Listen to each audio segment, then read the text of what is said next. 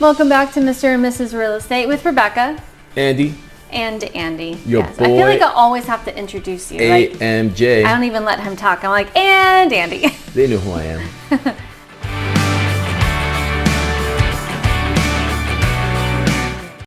No, I just wanted to talk about some of the books that we've been reading. That might be a good read for you guys if you haven't. You want to talk about yours first? You have a couple more on me, so. I try to read 2 to 3 books a month. Yeah. Audible. He does the Audible. I love Audible. Helpful. Yeah, he works out to it. He drives to it. He's in the shower listening to it all the time. That's why my brain is fried by like 6 o'clock. Something nice about scrubbing your body and Patrick Bet-David is coming through, and you're just like, oh yeah. Tell me about entrepreneurship. Oh yeah. Tell me about entrepreneurship. We know what Andy likes.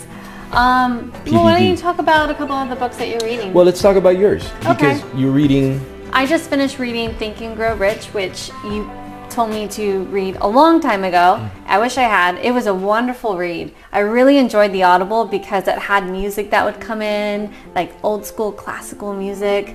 And you actually got to hear Napoleon Hill's voice, which is really cool. I think he would have been an awesome person to meet. And I really loved his values and his beliefs. And his mindset was really, really spectacular. What do you think of chapter 13? 12 or 13 or 14? Toward the end? Towards the end there. What was that? Are we talking about sex? The one on sex, yes. Let's talk about sex, baby. What did you think about that? Let's talk about you and me. I think that there was a lot of good points on the sex. It was basically talking about men are driven by certain needs, not necessarily talking about like men going out and sleeping with lots of women. No. One woman. And that was... it wasn't just about sex, it was about sex, love, and... Romance. And romance. It's important. It's very, very spiritually connected to the source of man and woman. No, I agree with him. I had been telling Rebekah for years, if you think about some of the greatest wars, they were started over love. Men's desires for women. Yeah. Cleopatra. Men are driven by women. Women make us crazy. Yeah, basically. And I've been trying to tell Rebekah. And motivated. And they motivate. I'm definitely inspired by you. I always, I always tell this story. I smoked forever. Up until I was, I'll get to that. But I smoked casually when I was a kid, casually in my 20s, and then, maybe a little bit heavier at some point in my life. And I was a smoker, but I worked out all the time. That's how we met, was at the gym. So I saw him working out. She came down the stairs. She was looking really, really cute. She was wearing little denim jean shorts, country girl boots, and walking towards my car. And I called her or texted her, hey, I'm running late. I'm here. And she said, I'm running a few minutes late. So I got out of my car and I decided to burn a bad boy while I wait for this girl to come out, who I didn't know very well at all. And she came out, and it was like one of these moments in your life where I still to this day, I told her, I see her walking down the stairs and she had this kick. And her hair was long and flowy, and everything kind of stood still, and it still stands still in my mind as I think about it. Something happened in that moment, and I call it my pivot. It didn't happen, I kept quitting smoking 100 times, and I waited for like Enzo to be born, or Enzo to turn 1, or Enzo to turn 2. It just would never happen. And then this moment happened where she was walking out towards me, and she said, what? I said, you smoke? And I said this douchey thing like... It's like, yeah, is it a deal breaker? Is that a deal breaker? And I'm like, whatever. What the hell did that even mean? I don't even know, because we weren't even on a date. I was like, whatever, dude. I was just really shocked. I'm like, I always see you at the gym. I had no idea you smoked. But if that's your thing, that's fine. It really hurt me that I felt like I had disappointed her, which is so weird. Yeah, we didn't even really know each other. It was just so weird. Like, I felt like I disappointed her. We went out and we had some drinks, and I had one cigarette left. I was smoking American spirits because they were healthier. And so I'm drinking Heinekens. What did you say Heinekens were? Heinekens are not a man beer. They're not a man beer. They're not. Just gotta put some hair on your chest, Yeah. That's like water. So I'm having a couple So that beers, was like 2. And it was like impossible not to smoke. But I got through the evening without smoking that evening. And I got home and I didn't realize it bothered him that I said that. I didn't realize he was having this internal conflict at the time. I didn't understand why I was even having this internal conflict. But I didn't have a cigarette that evening. Next morning, got up, I drank my coffee, didn't have a cigarette with my coffee. Basically didn't smoke again for years after that. I mean, I quit cold turkey. I smoked a couple times for like acting stuff and things like that, but really never smoked again out of need or addiction or pleasure or any of that. And which I'm grateful for, because it would have been a deal breaker. Just like putting it out there. Well, so Napoleon Hill's book, he talks a lot about how, you know, men will do incredible things for the admiration of a woman. Love, romance, sex. And for those of us that could remember being teenagers, right? I mean, you know, like guys shoving each other around, pushing, you know, trying to mark their territory. I think that's kind of like the beginning of it. Yeah. So yeah, I love the read. That chapter was great. I definitely agreed with basically all of his principles, and he had all these amazing, you know, all the different ways. There's like 30 different ways to fail, 30 different ways to succeed in life.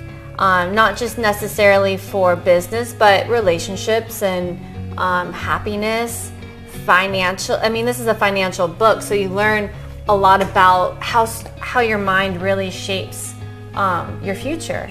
And so I really enjoyed it. It was an all-around great book. So I would highly recommend Napoleon Hill, Think and Grow Rich. And I think it means Think and Grow Rich on multiple layers, not just money, but happiness and joy and love.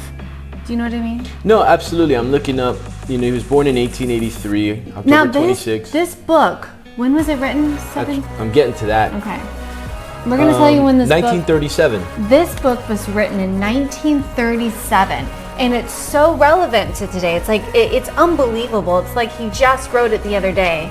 And it was written so long ago, and it holds up to today. Absolutely. It's incredible. It's just, some things don't change throughout the history of mankind. No.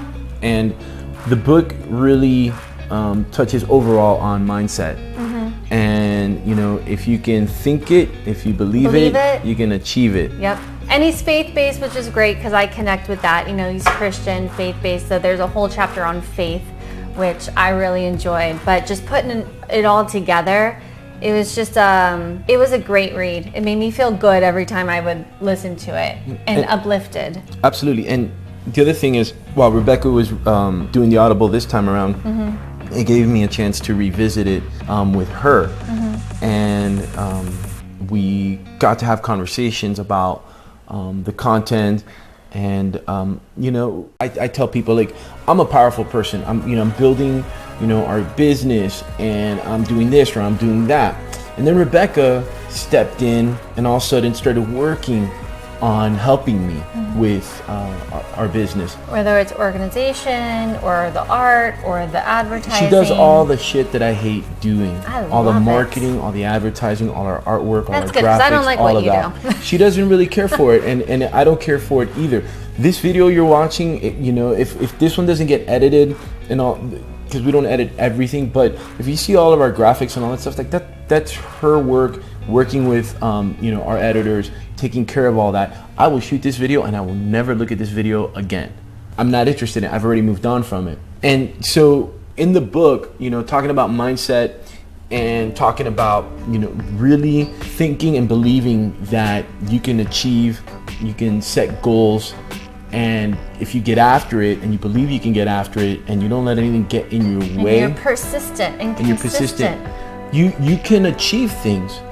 I want to just add that going back when Rebekah started collaborating with me, and the more things that we started doing together, and the more that she started taking an interest in what I was doing, you know, the more I started taking an interest in her interest as well. But I became more powerful because I had not only, you know, her, you know, point of view. She knows me better than anybody, so she can read me. I try to listen to her as better than anybody else, but I trust her. Yeah. And I know that she's working in harmony with me, or trying to. I always try So- to be that understanding partner. Absolutely. Yeah. And as we're working together, you know, we create something that's more powerful because, you know, we're doing it together. And going back to the sex part of the book, you know, he's not talking about, you know, going out and sleeping around with multiple partners. You know, there's something to be said about like settling down and finding a good partner, a relationship. You get married, it is a contract. That's why you have to go to court when people get divorced, because you Make it happen, girls. Come on. You're dissolving a contract, an agreement. Commitment. A commitment. It's a commitment. Yeah. It's not easy all the time, but it gets easier as we continue to learn each other and as we continue to grow as individuals and as a couple and as parents. Absolutely. It's not easy, but it gets easier. And there's, I think there's much more reward, you know, because of it. It's a really beautiful, fun thing. Like the first person I want to, if I'm excited, if I'm sad, if I'm angry, if I'm whatever about anything, the first person I want to go to is him. And I like knowing that he's my other half, that he's around no matter what. He's in another room, I don't like it. I'm like, hey, can you come in here and do the work? I like to just see you.